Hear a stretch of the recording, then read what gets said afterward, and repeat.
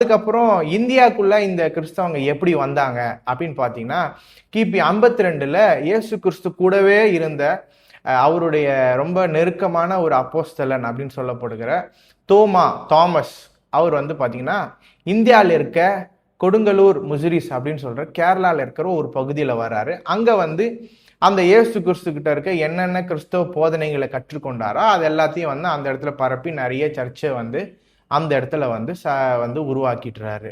அதுக்கப்புறம் இந்த தோமா தான் வந்து கிபி 72ல நம்மளுடைய தமிழ்நாட்டில் சென்னையில் வந்து சென்ட் தாமஸ் மவுண்ட் அப்படின்னு சொல்லப்பட்ட இடத்துல பரங்கிமலை அப்படின்னா நிறைய பேர் என்னடா பரங்கிமலை சென்ட் தாமஸ் மவுண்ட் ரெண்டு வேற வேற பேரா இருக்குன்னு நினைப்போம். பரங்கிமலை அப்படின்னா மவுண்டன் ஆஃப் ஃபாரினர்ஸ்.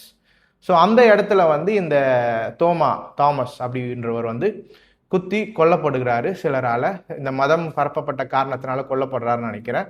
ஸோ அதுக்கப்புறம் இவருடைய சரீரம் வந்து பார்த்தீங்கன்னா எங்க புதைக்கிறாங்க அப்படின்னா சாந்தோம் சர்ச் இப்போ இருக்குல்ல சென்னையில. ஸோ அந்த இடத்துல இவருடைய சரீரத்தை வந்து புதைச்சிடுறாங்க. ஸோ பரவலா நமக்கு எல்லாருக்குமே இந்தியாவுக்குள்ள கிறிஸ்தவம் எப்படி வந்ததுன்னு நம்ம நினைச்சோம்னா, இது வரைக்கும் யூரோப்பியன்ஸ் அதாவது பிரிட்டிஷர்ஸ் தான் இந்தியாவுக்குள்ள கிறிஸ்தவத்தை கொண்டு வந்தாங்க நம்ம நினைச்சிட்டு இருந்திருப்போம்.